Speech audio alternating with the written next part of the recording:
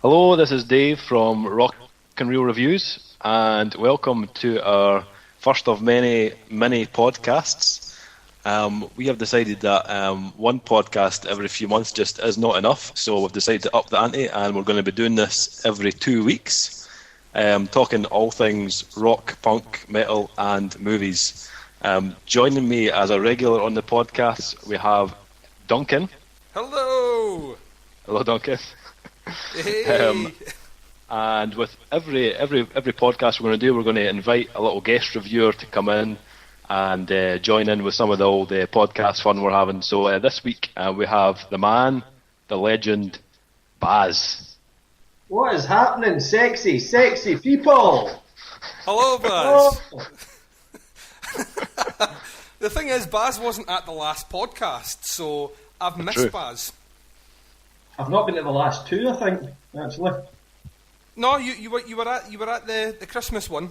You were at, because it was Mikey that wasn't at the Christmas one, and we'd assumed that Mikey may have died, but he's not. Right. He's with us. That's right.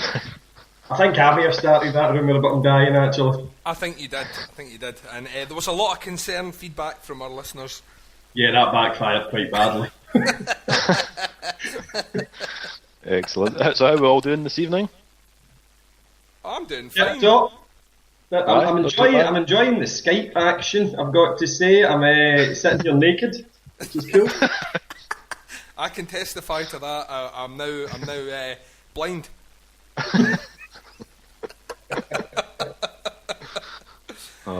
Yeah. I'm doing really good. Totally fucking mediaed out my nut between television programs and albums and films and podcasts I've been listening to recently. So I'm pretty much. I've actually prepared the list of everything. So I'm just going to fire into a list just to bore the shit out of you. But Nice. just in the last week, I wrote some reviews, which I think some of them are up on the site. I don't know if they're all up there yet, but listen to the reissue of the Cell Dweller debut. It's 10 years since his debut. I was listening. I went back to the last Baroness double album, the Yellow and Green album, because they announced they're coming over for a tour.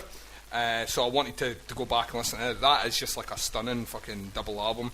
Yeah. I was listening. Did you see we got the 4-track EP live at Maida Vale in from them? Did we? Yeah, I've got it. I'm running behind on that. Fucking hell. Has anyone listened to it yet? I've not actually, no. I'm up to my tits in music just now, so no. I'm looking forward to it though. Yeah, I mean, just really briefly, I've listened to it just briefly. I mean, I saw them last year for the site, and they were stunning live, like really fucking good. And I think they've released this because obviously they had to take almost a year off with injuries after their bus went off a viaduct. So I think this is just like a wee release to get people interested again. But I've also been listening to the new Mindless Self-Indulgence, which I'm going to review. It's an interesting one. Yeah, I'm not entirely sure if I really like it, to be honest. And I used to really like their stuff, but it's went a wee bit weird. I watched Man of Steel at the cinema, which I was speaking to Baz about before the podcast. Yeah. It was alright. It wasn't great. I've got a couple of gripes with it, but I'll go into detail on that in another podcast. I watched quite a lot of horror films. I watched Pontypool, which was brilliant. I watched Halloween 3 because I made a comment on Facebook and saying that it was, from my memory, it was like one of the worst fucking horror sequels I'd ever seen. And some guys on a podcast I follow challenged me, and they were like, when did you see it? And I was like, I was maybe 12, and they were like, go back and fucking watch it. And it was actually really good, so I stand corrected. I watched Excision, which is a fucking brilliant horror film. If you've not seen that, watch it. I watched VHS 2, which I'm writing a review for the site. I watched Hangover Part 3, which was fucking awful. Honestly, it was fucking woeful. And The Last Exorcism 2, which isn't worth your breath. So that's me. Nice. You've got to appreciate the irony in The Last Exorcist 2. Oh, it's fucking... it really What is. was the first one, then the second to Last Exorcism? It's not, shite. it's not even that, though. It's like the other one is VHS 2, right? VHS. Who the fuck in this day and age has a video player?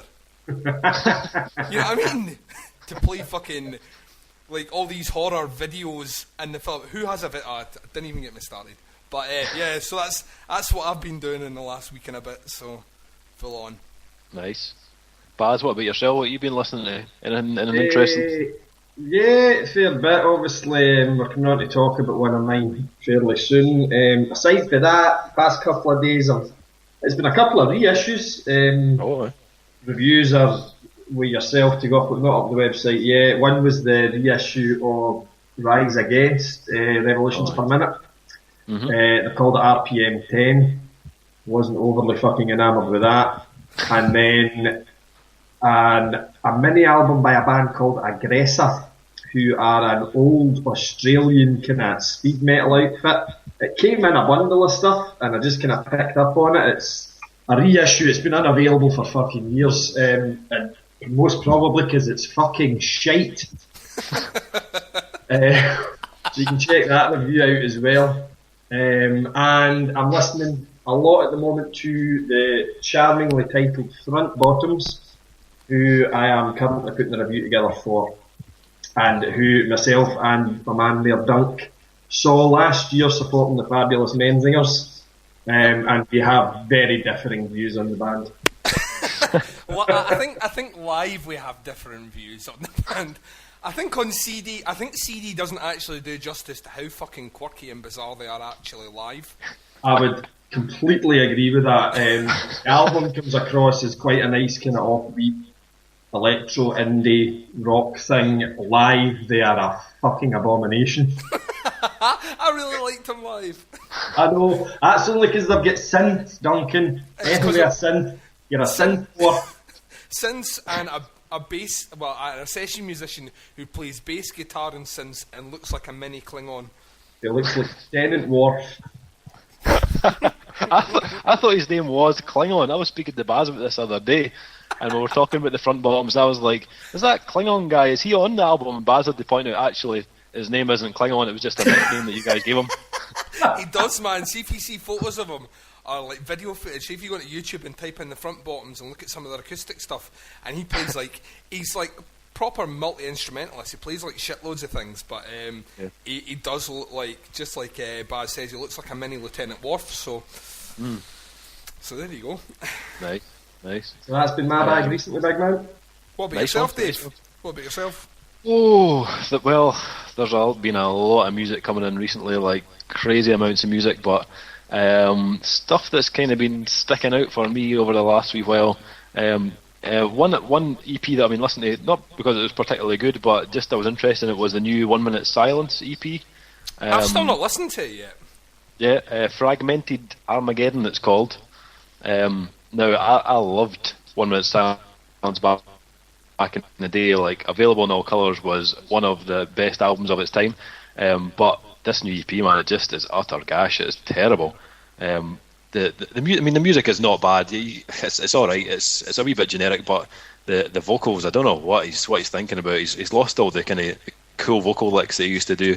It's more like a kind of preachy kind of vocal that he's got now, rather than the kind of rapping thing that he did. But just was not very good at all. Wasn't enjoying that. That's a bit of a shame. Yeah. But I think they've got a full length coming out. I don't know if I think maybe next year, but let's see how that goes. Don't know. Also, been quite liking the new Damned Spring Fragrantia album. Oh man, kind of Italian progressive metal band, or tech metal as well, I suppose. We ran a wee competition on the website last week for a free download of their album. And it is an excellent album. Like, it's really good. If you're into bands like kind of Ion Dissonance and After the Burial, that kind of idea, a few bits of Meshuggah in there as well. But yeah, definitely one for checking out. I like that. I think it puts Italy on the map as well, because definitely. There's not. I can't rhyme off a ton of Italian bands that have recently kind of done anything for me at all. Yeah. They just are. It's just like it's like I know it's music that's been done before, but it's almost like a breath of fresh air. Yeah. Really fucking good, man. Yep. Yeah, I like that. That's probably the ones that have been sticking out. There's another one that's that I've been listening to a lot is the new Arm for Apocalypse. It's I'm currently reviewing that at the moment. It's due out in July, but it's another one like it's a bit of a beast. Like it's called The Road Will End. It's out on Candlelight Records, 22nd July, I think it comes out. Pretty freaking awesome. Like, quite enjoying that. Candlelight Records can do no wrong, Dave. True that. Yeah, that's been about it. I've not really watched much on the kind of film front. Nothing really. Too much music coming in, really. Yeah, it's been pretty much full on. I mean, you were away for a week on holiday, and like I was like, a wee week break from Dave. Awesome. No emails. It's going to be great. Me and Baz took over the social media. And they got a whole lot fucking sexier, big man. Let me just say that. I'll tell you right now. I'm pretty sure Twitter followers went through the roof. I think. Oh, you think? Oh, I'm pretty sure. Baz was only speaking the truth. But we need to hear the truth, don't we? Need to hear the truth, my friend. We need to. It's like Dave. I don't know. Like Mike. I don't think Mikey was too happy with you taking over the Twitter, Baz. Well, I don't know what to say to that. I think he needs to accept the fact, my friend. I'm not talk when he's away up there in fucking Oban. It's a different matter when he's in the mood. Not the brick shit, is the man. But yeah, you came back from your holiday, and I swear to God, in the space of like 3 days, my email box was like absolutely crammed full of music, which I'm still trying to catch up with. It's just fucking nuts. But listen to us complain, oh, we've got too many free albums to listen to. I know. Oh, woe's me. Fucking shocking, man. Fuck that. I know. So, all good. So Duncan, what's been happening in the world of music these days? What's been going down? Some news stories just in.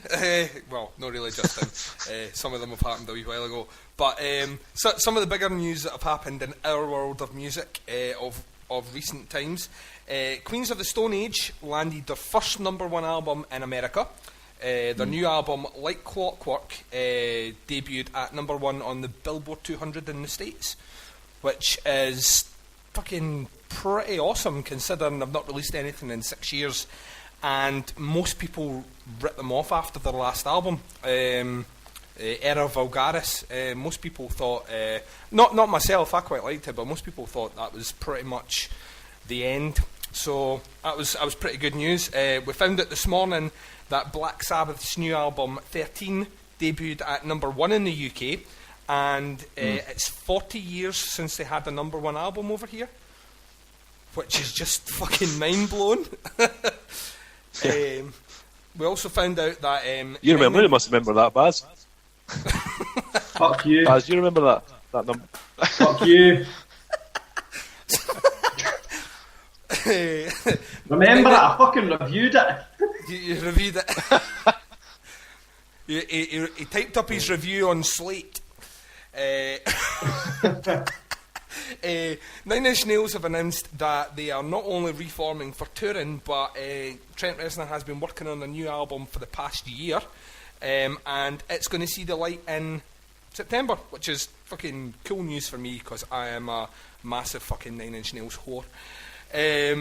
Catatonia released news today that only 1 year on from their last album, Dead End Kings, which we reviewed on the site, I think I gave it a 4 out of 5. They have a new album also coming out in September called Dethroned and Uncrowned, and it's on the sister record label to the record label they're on just now, and it's called Scope. And some touring news. Tesseract have announced that they're going to be touring the UK again with Carnival in November. Obviously Carnival have kind of started basically pimping some social media out of new videos and stuff like that, and they've been away for the scene from ages, so quite looking forward to that. I think we're going to go and try and check them out. And the last story, Unearth. Yeah, definitely. Yep, Unearth have signed with Century Media in the European Union and record label E1 in the USA. That's them left Metal Blade, so it'll be interesting to see if if they're announcing that, we can only assume there must be an album coming out soon. Yeah. But that's the news. That's the news. Thanks for that, Duncan. Crying out for a jingle here, isn't it? Yeah, I think we're going to have to try and work on some jingles for future productions here. Yeah. Yeah. Yeah, I think so. Rip off the ITN news sound thing. Da, da, da, da. About that. Da, da, da, da. Right, bye. I'm just reading the press about the Unearth thing. They're currently in the studio writing a new album at the moment. Awesome. So I'm sure that maybe probably this year at some point.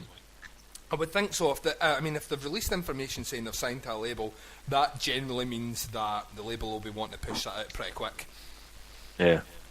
Yeah. Nice. Awesome. I know it's good news because I've always had a wee soft spot for Unearth. I think they're one of these bands that gets overlooked a lot. Yeah. Yeah. But yeah, they've released a couple of their more recent albums weren't particularly great, but I'm hoping that they come back to their form. I loved their really early stuff. It was awesome. During the kind of the height of the metalcore stuff, they were one of the more. Yeah. I mean, there was a lot of bands that kind of tried to do the Killswitch Engage thing, and I thought Unearth always stood out as something different. So. Yeah, definitely. Yeah, I think it was was it the Oncoming Storm? Was that what it was called? That rings a bell, aye. It's one of their Oncoming Storm. I think it's like kind of 2003, 2004, something like that. I think that came out. It was pretty good. And the one released, I think it was one before that, the Stings of Conscience, I think it was called. Mm-hmm. It was back. It was kind of started from 2001, something like that. That was out. That was really good. I really enjoyed that. There's a couple that after that weren't bad, but they got a wee bit. Yeah, some of the songs ended up being quite fillery. You know what I mean? They've had like a couple of really good fucking banging songs on some of their albums, but then there'd be some generic stuff kind of filling the gaps in between. Yeah. But that is good news, and that literally you found that just before we came on, so that's like as it's happened sort of news, which is pretty cool. That's how we roll. Finger on the pulse, gentlemen. Finger on the pulse. But yeah, so are we going to talk about some music? Are we going to talk about some albums? Let's do that. Yeah, I believe, not only do I believe, I've actually read it, that Baz has been a busy beaver recently, doing lots of reviews, and I think he's going to talk to us about one of them, Dave, I think. Oh, really? Baz? Yeah. Are you? Indeed, gentlemen, I'm going to talk to you about Suicidal Tendencies. Yes.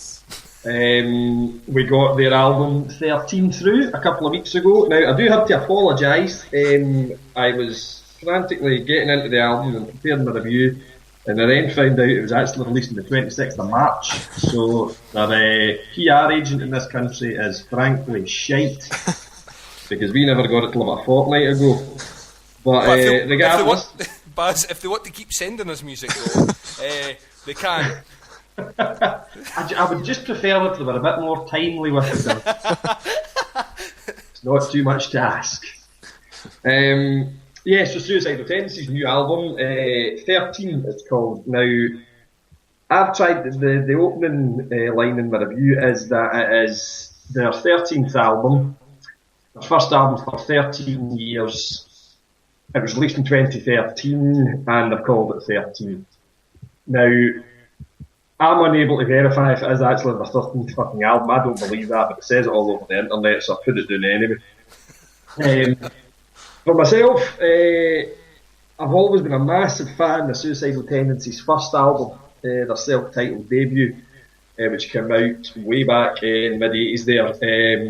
That was a punk album, or that was a hardcore punk album, and it was phenomenal, real genre-defining stuff. Their later albums, like Join the Army and so on, that was when they sort of moved out of the crossover thrash scene. I was never a huge fan of it. I did have most of the stuff that they brought out in the 80s. There was a lot better stuff. DRI were doing the same stuff, just a million times better at the same time. So I was never a huge Suicidal fan beyond that first album.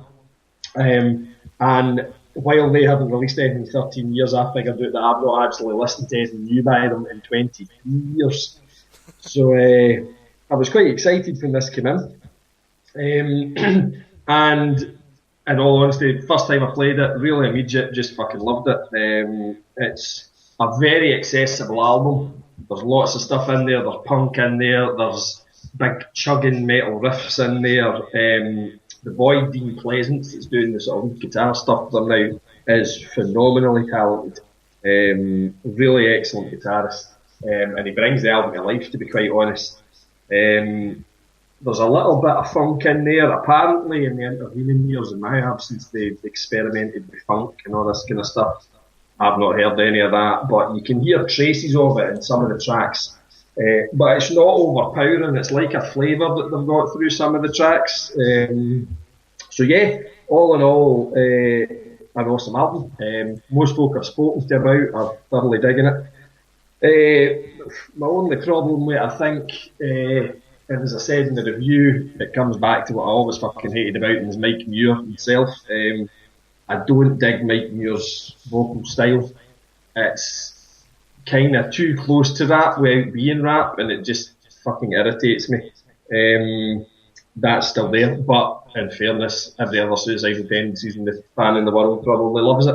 So I don't see any of them having any problems with it. I would doubt very much if any of them have a problem with this album, because for me, it's an excellent album. I can only imagine what the hardcore fans are thinking of it. So that's 13, the Suicidal Tendencies. I gave it a big fat 4. Either of you guys checked it out? I gave it a listen to. We were speaking about it earlier on, and I can say hand on heart, I was never a fan of the band at all. I quite like it. It has made me actually want to go and check out some of their other stuff. Which, if you've not released an album for 13 years and you're putting one out, then if you can make people that aren't really familiar with the band want to go back and listen to previous stuff, then I would say that's probably an achievement. So, yeah. What about yourself, Dave? Well, I had actually never really listened to Suicidal Tendencies before, shockingly enough. But I think I saw the band, I saw the lead singer with his crazy bandana, and I thought, oh, you just probably sound like Madball, to be honest. But actually, now that I had the new album in, I actually gave it a good listen, and I was really surprised to hear the amount of different influences that are on the album. Like, I had no idea they injected so much funk into their music. Like, I was not expecting that at all, and I really enjoyed that side of it. And the skill level of the band is pretty high. Like, the drumming especially is pretty intricate. I really liked his style of playing. Some cracking riffs on it as well. I think it's Slam City it was called. The introduction riff to that is awesome, like right chunky riff. So I was pleasantly surprised with it. I wasn't expecting to like it that much, but I was right into it. I certainly liked it a lot more than I thought I was going to. I'd be interested to hear what wee Graham, our resident hardcore expert, had to say on it. He's still not fucking talking to me because I got to review this. He really fucking spat the dummy on this one. If you're listening, Captain Pitterpants. But I'd be interested to hear what he has to say on it, actually, because I know he's a big fan of it.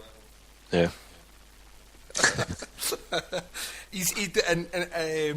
In fairness to Dave and his dishing out of albums, I think even Graham admits he was running a wee bit behind with other things that were more important. So don't do the reviews; you get cut off of the good stuff, Dave. That's right. That's the way it goes. And that's it. We suckle at Dave's musical teat. I just want to put out there that I'm running ridiculously behind my albums, but I'm hosting this podcast tonight, so That's your excuse, is it? Yeah, that might just buy me a wee bit of good favour for some more albums. No, hell no. Right, well, I'm going to talk about an album, and I'm going to talk about Church of Misery, a band I reviewed for the site recently, and their new album, Thy Kingdom Scum. See what they did there? I see it. The album came out on the 27th of May through Rise Above Records, and this band have been on the go for almost 20 years, and I wrote in my review, I don't have a fucking clue how I have never come across them before, ever, because if someone was to sit down with a checklist and wrote in the checklist all these different boxes of things that would make me happy, things that would get me really excited, Church of Misery would pretty much tick every single fucking box. They are from Japan, and anyone that knows me knows that I am a fucking huge Japan fan. The country as opposed to the New Romantic band, I'm assuming. Both, actually. I don't mind a wee bit of New Romantics. This band are Japanese, and they play kind of a doomy, sort of sludgy, sort of, not thrashy, but it's kind of thrashy sort of metal, to put it bluntly. And once again, anyone that knows me knows that at the moment I'm all about the doom and all about the sludge. So 2 ticks straight away, right off the fucking bat. Now, when you throw into the mix that this band only write songs about serial killers, this is where things get really interesting, because once again, anyone that knows me knows that I have about fucking 10 different books on profiling serial killers. It's something that I'm completely fascinated by. So Creepy. It's a wee bit creepy, but I'm married now, Dave, so I don't care. Once you're married, you can be as creepy as you want.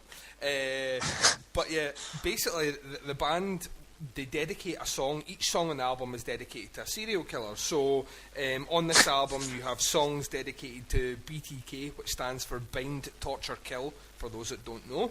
The Moors Murderers, Dennis Nielsen, to name a few. They also do a cover song of a Quatermass song called One Blind Mice, and I'm not familiar with Quatermass, and I wrote that in my review that they're not a band I've ever listened to before, but I did check out One Blind Mice, the original version, and I checked out the cover version, and I prefer the cover version. I think they do it justice, if not surpass the original. Could I just throw in there, Dunk, that it's actually Quatermass? Is it Quatermass? It is. It's taken from an old 70s science fiction series called Quatermass. I've seen that. I've seen the series. I love the series as well. Yeah. That's the whole they dig into the ground thing, isn't it? And that's the fucker, right? That's the very one. Oh, well, there you go. Quatermass. Thanks, Baz. Every day's a school day, Dunk. It is when you're at the school of Baz. Suckling at the milky teat of Dave. It's the circle of life. That's what it is. The circle of life. But what can I say about this album? It's the production is fucking dirty as fuck. It's dirtier than a Glasgow hooker. A really fucking filthy, dripping sound. You'd care about that. Well, let's not go into that. That's not for the podcast, Dave. Not for the listeners. They don't sound Japanese at all, and a lot of Japanese vocalists have a tendency, even when they're singing in English, to still have the kind of Japanese accent. And I didn't really pick it up at all with this vocalist, although the style of vocals he's doing doesn't really allow much kind of wiggle room for accents. The opening track, BTK, is it's like an instrumental which goes on for quite a while, and basically it has audio clips from the kind of deposition of the BTK killer when he was arrested, and they play these really fucking trippy, heavy guitar riffs underneath, and I could say it's probably one of the most unsettling things I've ever heard on an album, and that's how they open the fucker. So that's that's the opening track. It's just a really fucking interesting album. I don't know what else to say. It's the album. It has dynamics, but they're all heavy dynamics, and it's just kind of they know what they do, and they do it really fucking well. I gave the album a 4.5 out of 5. I've listened to it multiple times, and I'm likely to listen to it multiple more. It's a fucking stunning album. I know Baz was saying that he's not actually had a chance to listen to it, but I know that you did, Dave. What did you think? Oh man, I loved this album. I absolutely loved this album, and I'm quite surprised, like you, that I'd never heard of this band at all. It hadn't been on my radar in the slightest. But love this album. It is, it's got a right kind of gritty sound to it. The kind of that kind of stonery southern sludge kind of vibe going on. And as you say as well, I could not tell that they were Japanese. The singer doesn't have an accent at all. But I think the other thing was that the songs are quite lengthy. Like most of them are like 7 to 8 minutes long. That's 7 to 8, not 7 to 8 minutes. But and the last track's about like 13 minutes or something like that. So they're quite hefty length, but there's that much kind of cool riffage going on that it really doesn't matter. My favourite track, I think, would be Lambs to the Slaughter. I think it's track 2. Awesome riffs, like just superb, and as you say, the production just suits it down to the ground. But I surprised they've been on the go for so long, and that this is the first I've actually heard of them, considering what they sound like. They're just right up my street, right up your street as well, Duncan. Yeah. So I thought they were American Can I at have a first. question here, Dunk? Yeah. Just listening to you describing the album there, and you're saying that they seem to use a lot of sort of sound bites and so on from depositions and newsreel footage and stuff like that. I'd be interested to know how that worked, and the reason I'm interested to know that is a while back I reviewed an album by a band called Youths of Asphodel, called Sonderkommando. It was that Auschwitz album I reviewed a while ago. I remember that, yeah. It was a concept album about Auschwitz, basically, and there was a lot of sort of Nazi-era footage and all that used in that, and it made me quite uncomfortable. I didn't think it worked that well. It almost came across as a bit disrespectful at points. How did this kind of stuff work on this album? The funny thing about it is that, and not to sound any more creepy or morbid than I've already come across, the actual kind of deposition sort of thing, the BTK Killer's Confession, I've actually heard that several times on different documentaries about him. He's a fairly famous serial killer in America that was only caught recently, but operated for almost like 30 years. And it's, if you were involved with a case, I would imagine, or if your family, or even if you came from the area, I think he was from Wisconsin.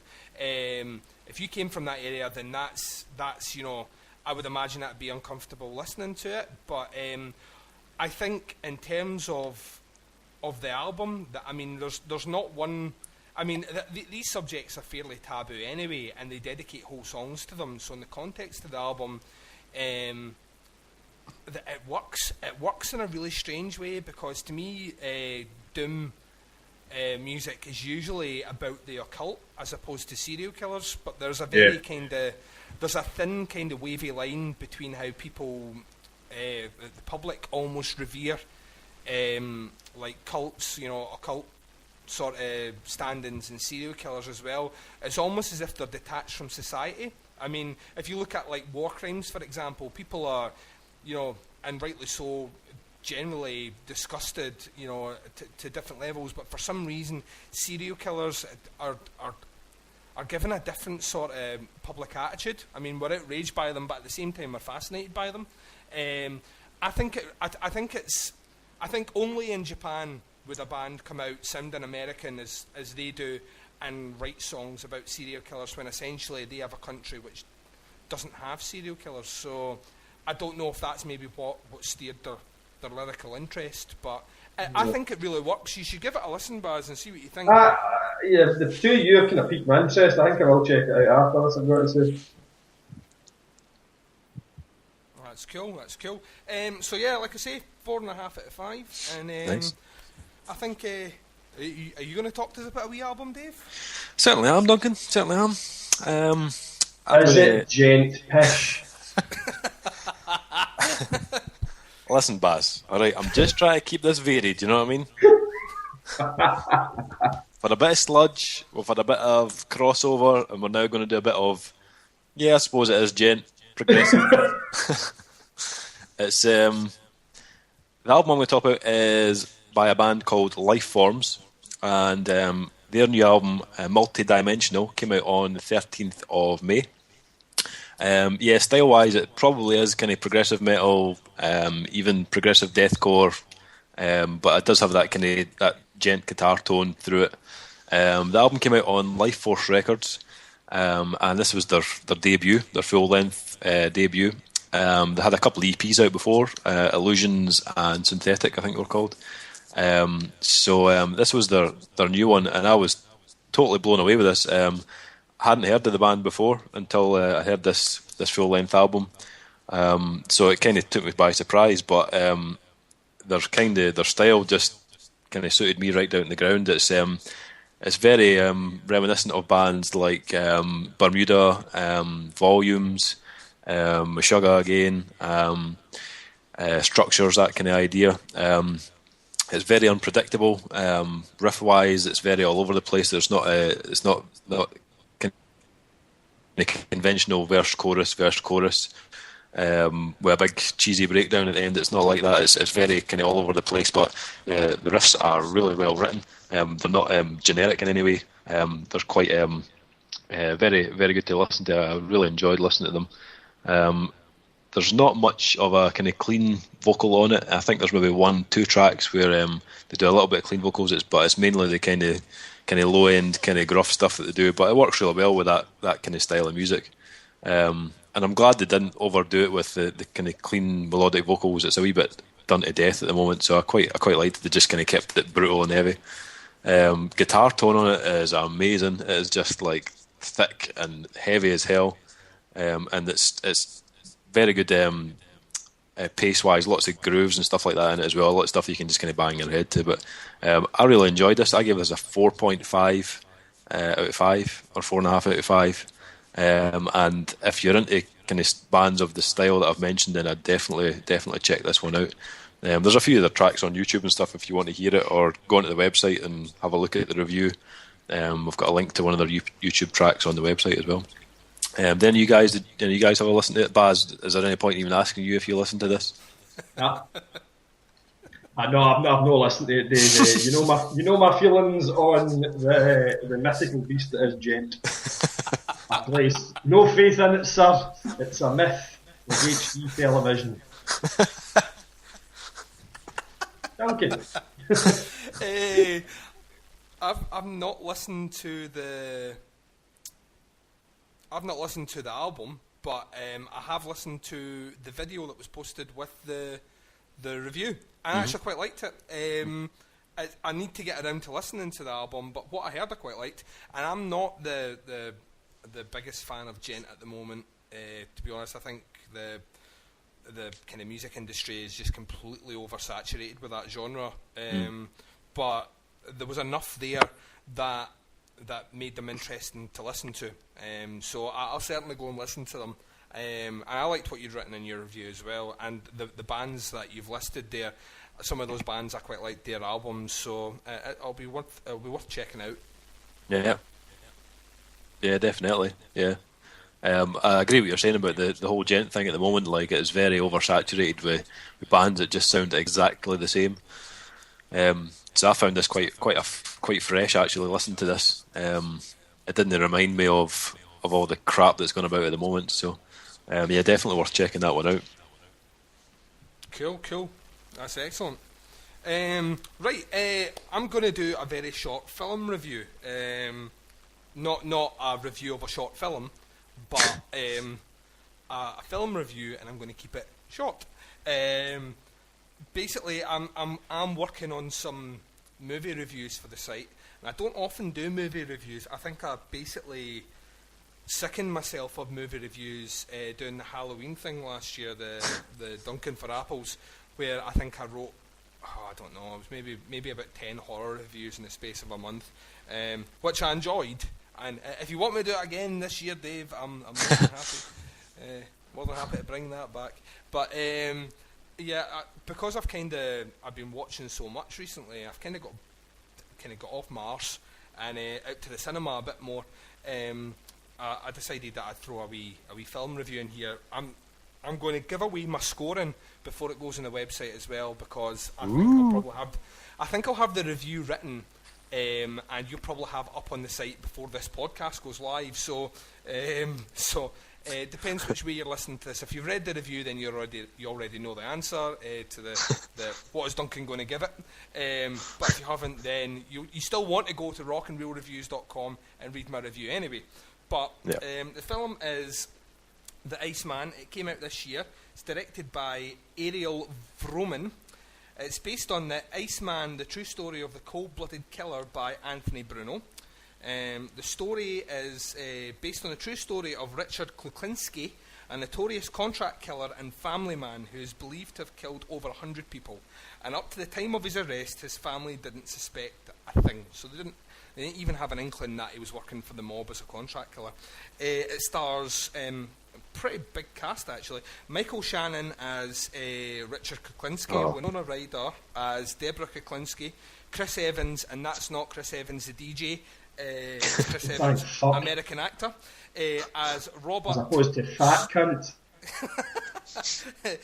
Chris Evans as Robert Softy Prong, Ray Liotta as Roy DeMeo, James Franco as Marty Freeman, David Schwimmer, that's as in Ross from Friends, as Josh Rosenthal, and Stephen Doff, who I've not seen in years in a film, as Joseph Kuklinski.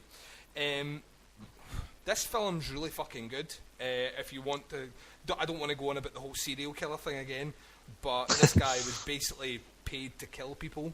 And I think what the film gives away is that if he hadn't been paid to kill people, he probably would have done it anyway.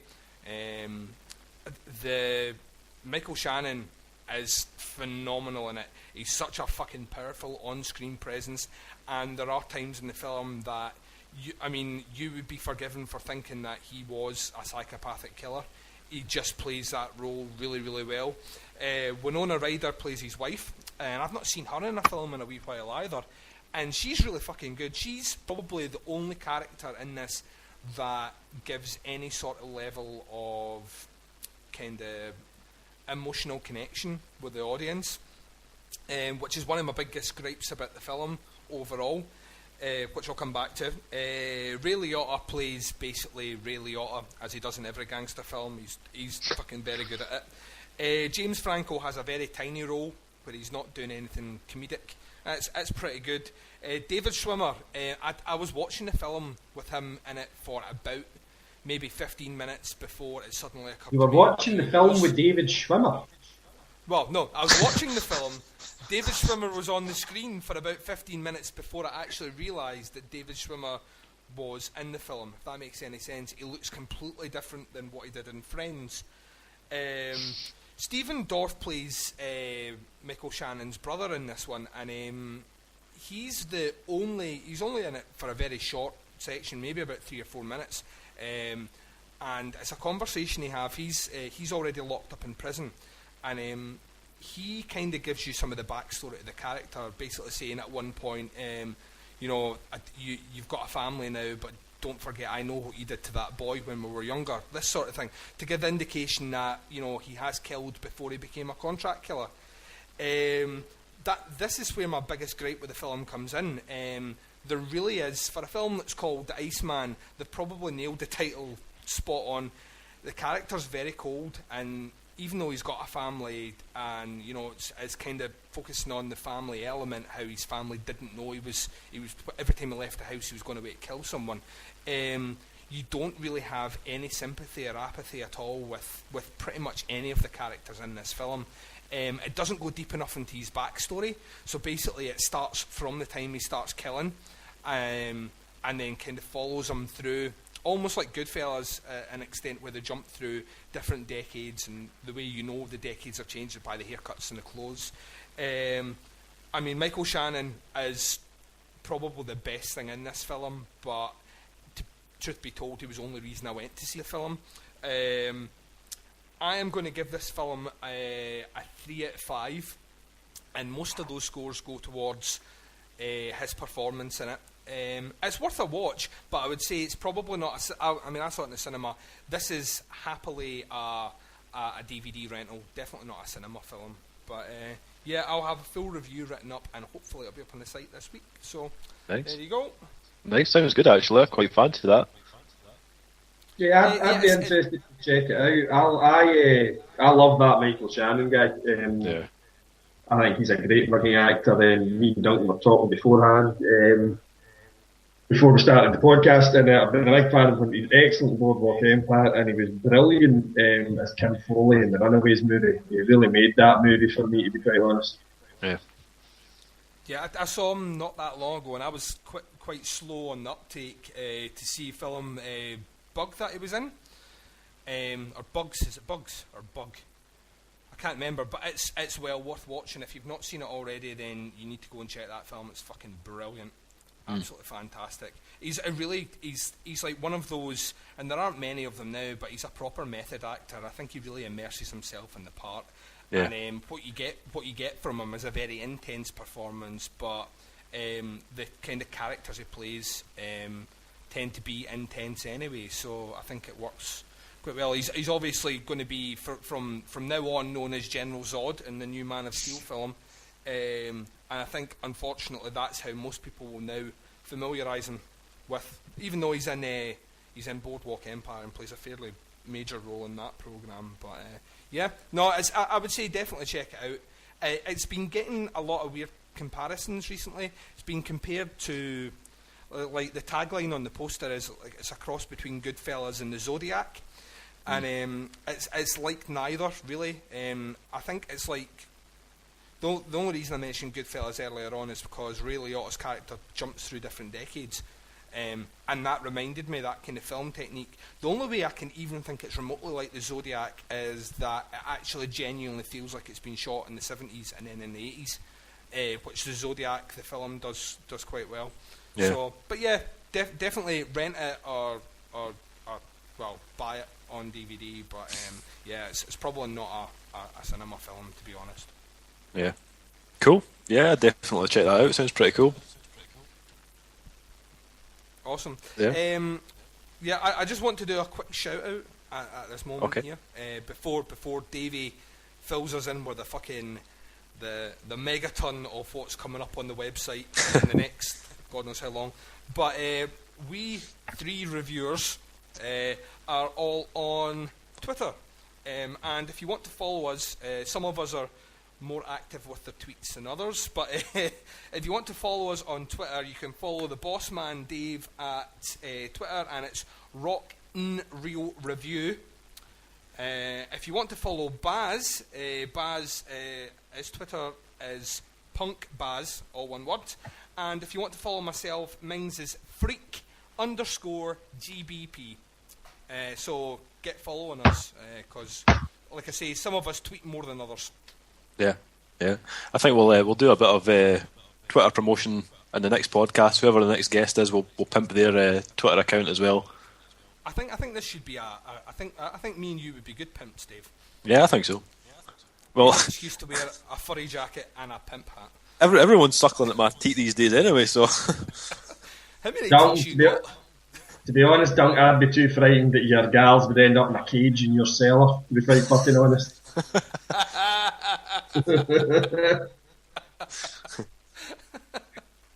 So, boss man, fill us in. What's coming up on the website?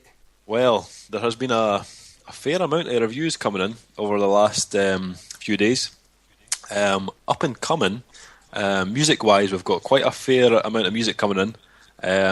Even a couple of 5 reviews coming up. I'm not going to tell you which ones they are, but just to let you know, a couple of 5s coming out. Yep, going to be on the website this week. Not from Baz, because Baz doesn't give 5s. Not from Baz, no. I am still to find my first 5 stars this year. Nothing's just grabbed me that way. I only dished out 2 last year, and nothing has come. Well, there's been a couple of 4.5s, I've got to say, but nothing close to a 5 yet. I'm very pernicative in my 5s. Yeah, we noticed that. So we've got reviews coming up from pretty much everyone in the Rock and Reel Reviews team. We've got a review of obviously the one that I've been talking about, the Damn Spring Fragrantia album is going to be going up on the website in the next day or two. One of our guys, Kyle, he's reviewed that one. And we're going to be announcing who's won the competition as well. There's three winners for that. They're going to get a free download of this album. It comes out next Monday, 24th of June. Fantastic. So we've got a review of that going up. Check that one out. We've also got one from our man Mikey, a band called Scarred. They've got a new album that's just coming out, or it just came out actually. Mikey just reviewed that. It's kind of Gojira-esque. So we've got that one coming up. We've got one from Paul, the Amon Amarth. We've got that coming. It's a new one that's just came out it's coming out on Metal Blade. We've got some grindcore. We've got Mama Kill. We've got their new album. It's going to be going up soon. We've also got Mask of Judas. It's going to be going up pretty soon. It's another kind of progressive metal album. We're going to have also we've got Blood Red Throne. Their new album just no long released. We've got a review of that going up as well. So we've got tons of stuff going up, I think, and we've got Bazzy's Rise Against one as well. That's going to be going up soon as well. The RPM 10 that's going to be going up. So loads of music. There's probably going to be more than that, but that's the ones that I can remember off the top of my head anyway. Cool. Film wise, we've got a couple of films going up. We're going to have one of Lee's films going up, Hijacking. It's a kind of Danish film. It'll be going up. I've heard about that actually. I've heard good things about that. Yeah, it's going up pretty soon. We've also got a couple of biggies. We've got a review just arrived in my inbox today, of Despicable Me 2. Oh yeah. So that'll be forward to that one. The first one was awesome. Yep. So we've got that going up this week at some point, and we've also got, how could we forget, Mikey's review of Man of Steel. It'll be going up this week as well. I'll just tell the truth. It's just a screenshot of semen, isn't it? Just a jizzy coated paper. I can neither confirm nor deny if that is true or not. No. I can neither confirm nor deny the existence of jizz. Yeah, so we've got that going up as well. So plenty of albums and plenty of film reviews going up over the next 2 weeks before the next podcast. So keep your eyes peeled on the website for that, rockandreelreviews.com. Going to be awesome. And all for fucking free. Yeah. I know. For free. Unbelievable. And I was saying, obviously, I'll get the Iceman over to you this week. The Last Exorcism 2, which we were laughing at earlier on because of the title, yeah. And VHS 2 as well. But anyone that read my VHS review last time knows that it was quite lengthy, and I think this one's probably going to be quite lengthy as well. I don't think you can do a review on anything which is an anthology without having to write fucking shitloads about it. But so I'll try and get them in this. Well, I will get them in this week. Not try, I will do it. Promise. Yeah, nice. Apart from that, just check out our Facebook. We're on the old Facebook, facebook.com/Rock and Roll Reviews. We're on the old Twitter, obviously, we mentioned that. We're on YouTube as well. Check out our YouTube page. Rocking that shit. Oh god. The old bloopers video. Oh, you got to check out the bloopers video. It is awesome. Absolute quality. The best 5 minutes you'll spend on the internet. Listen, watch Duncan talk to a dog like it's a real person. Oh man, you have no idea how much fucking stress I'd went through that day, and he'd sat there quietly for about an hour, and then just as the stars aligned and everything started going well, that's when he decided to become a yappy wee bugger. Hilarious. Hilarious. And Dave did a video review recently as well. I don't know if you want to talk about that, Dave. Oh yeah, I did my first video review, which I'd never really ventured into the whole video review thing. Always just sat behind old PC, typed my way. But for some reason I thought, you know what, I'm going to crack out the camera, get the microphone on, and do a wee video EP or review of an EP. I actually have, it's on YouTube at the moment. You can check it out. I haven't posted it on the website yet. I don't really like it, to be honest. What, the EP or your review? No, I like the EP. I like the EP. It's a EP of a band called Heartless, and the EP's called Certain Death. It's a kind of mix of kind of sludge and hardcore. But yeah, if you go onto YouTube and type in Heartless Certain Death EP review, you'll find it. But it'll be going up on the website at some point. I just can't bring myself to actually publish it yet. Just Man up. I don't particularly like watch myself on camera, and I just pick loads of flaws in it. But I'll do it anyway. I'll put it up, just to get it out of the way. Just rip it off like a band-aid. Don't hide your light under a bushel, Dave. The world needs to see you, my friend. Well, actually, now that I've did one, me and Duncan were talking about doing a little duo review, maybe. Yeah. Well, I've recorded two. I've recorded two videos, which I've still to upload to Facebook, because Facebook's a bit of a nightmare to upload to.